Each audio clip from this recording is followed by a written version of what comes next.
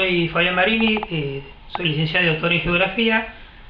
La charla que di en el día de hoy tiene que ver principalmente con el uso y aplicación del índice verde, en realidad del índice verde más conocido, que es el índice normalizado de diferencia de vegetación. Principalmente hablé de su aplicación, que lo que más usamos es en la discriminación de distintos tipos de cultivo y en las distintas escalas de trabajo, que de acuerdo a cada imagen satelital puede ser escala grande, mediana o chica.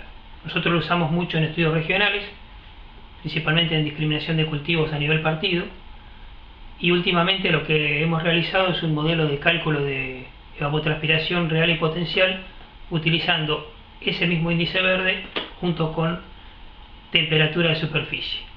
Hay una relación entre índice verde y desarrollo de la vegetación, es decir, lo que te indica es la cantidad de biomasa.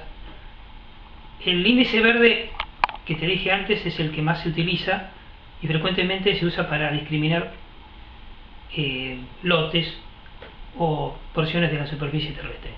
La mayor utilidad del índice verde es que nosotros hacemos lo que se llama estudios multitemporales, es decir, muchas veces cuando hacemos una clasificación la gente pregunta ¿de cuándo es esa imagen? En realidad no es de una fecha determinada, sino de varias fechas.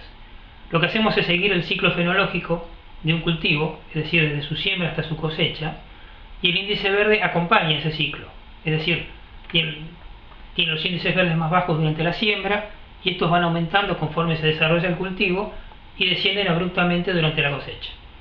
Entonces, esa curva es lo que nos permite detectar un cultivo y discriminarlo de otros usos.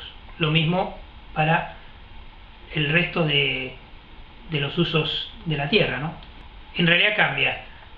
Obviamente la principal diferencia es cultivos de invierno y cultivos de verano. Dentro de los cultivos de verano, por ejemplo, lo que más se distingue es la soja, que alcanza sus máximos generalmente en esta zona en febrero, y el girasol y el maíz lo hacen, principalmente el girasol en diciembre, tiene una curva de máximo índice verde y tiene otra en febrero, de acuerdo a la fecha de siembra del productor, y el maíz tiene una curva similar, que son los que más cuesta diferenciar.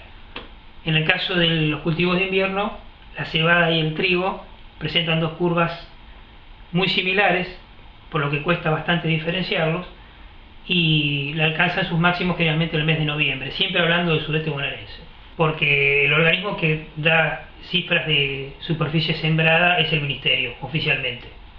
Nosotros lo usamos para saber, digamos, comparar diversas campañas agrícolas o cómo cómo va cambiando el uso del suelo. Porque además del cultivo, lo que no es cultivo, también sirve para decir, bueno, qué cantidad de superficie, qué porcentaje de superficie no se está empleando históricamente o temporalmente para cultivos. Por ejemplo, en los cultivos de verano, el aumento, sobre todo en los partidos de Alsina, Suárez y Guaminí, el aumento generalmente es constante. Hubo un pico de soja, por ejemplo, en Suárez en las dos campañas anteriores, y con los cultivos de invierno, hace dos campañas en lo que es Bahía y Rosales hubo una disminución, pero eso fue por decisiones de los productores.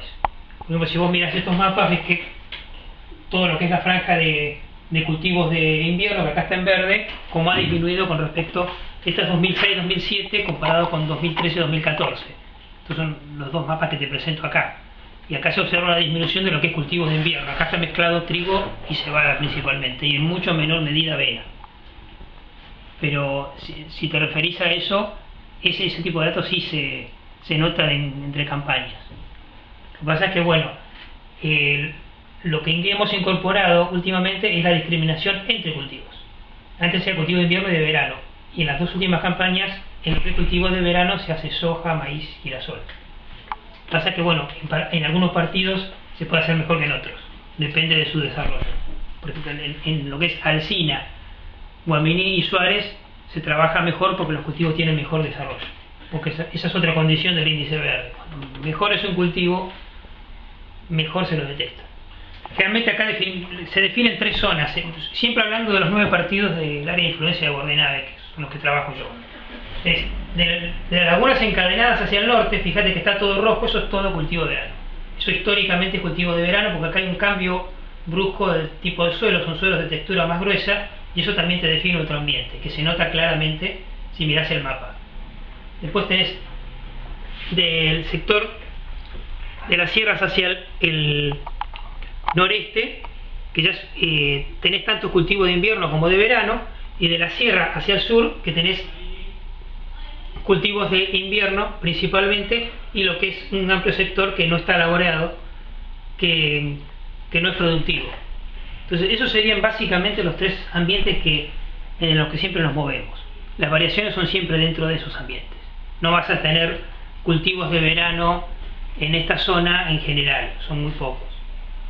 Y yo tengo que decir, por ejemplo, en Guaminí y Alsina, soja, principalmente lo que más se está viendo. Lo mismo en Suárez. Pasa que en Suárez tenés soja y trigo. Y en la zona de Bahía Blanca también, y Rosales tenés en Bahía Blanca más el trigo y en Rosales más la cebada. Hay otros partidos que tienen una mezcla y a la vez tienen distintos ambientes dentro de cada partido. Por ejemplo, en lo que es Saavedra, en la zona del pie de sierra, tenés cultivos de verano que no tenés en menor medida en el resto del partido. O sea, lo que pasa es que una cosa son las divisiones políticas y otra cosa son las divisiones ambientales. Entonces tenés subzonas dentro de cada partido que también te definen ambientes diferentes. Porque nosotros cuando vamos a hacer esta campaña necesitamos recolectar lo que se llama verdades de campo, es decir, hacer una estimación, conseguir patrones para hacer la clasificación de las imágenes y validar esa clasificación. Entonces, la primera impresión que tiene es uno de la salida de campo, es decir, bueno, la impresión visual, es decir, bueno, parece que hay más sembrado y menos sembrado, pero eso es algo objetivo y subjetivo, que siempre tratamos de eliminar, porque lo subjetivo generalmente puede tener errores. Esto de que hay cultivos de verano, si vos mirás las campañas de hace más de 30 años, no había la cantidad de cultivos que hay ahora de verano. Eso tiene que ver con el boom sojero. O sea, no solamente es una cuestión ambiental y económica. Hay aptitud para esos cultivos, pero también una demanda mundial. Eso sí ha cambiado. Del mismo modo que hubo una disminución de cultivos de invierno hace 2 o 3 campañas por una cuestión de precio.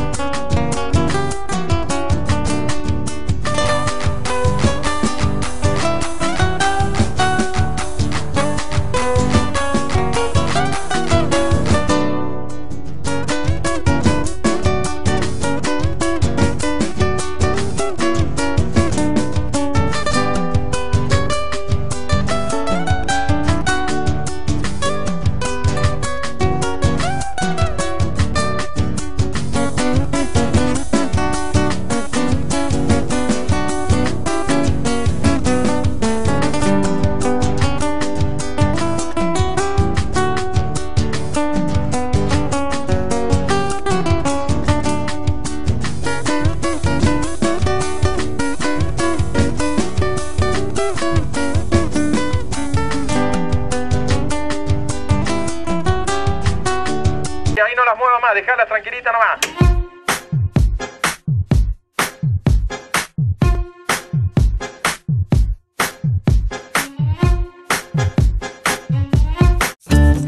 El dengue se previene evitando la reproducción del mosquito Aedes aegypti en agua limpia, quieta y con sombra. Desmalezá patios y jardines, limpia desagües pluviales y elimina recipientes que acumulen agua. O dalos vuelta cepillando su interior. Si tenés fiebre alta, más de 38 grados, dolor de cabeza y corporal, sarpullido, vómitos y dolor abdominal, no te automediques y consultá al médico. Dengue. Nos cuidamos entre todos. Municipio de Bahía Blanca.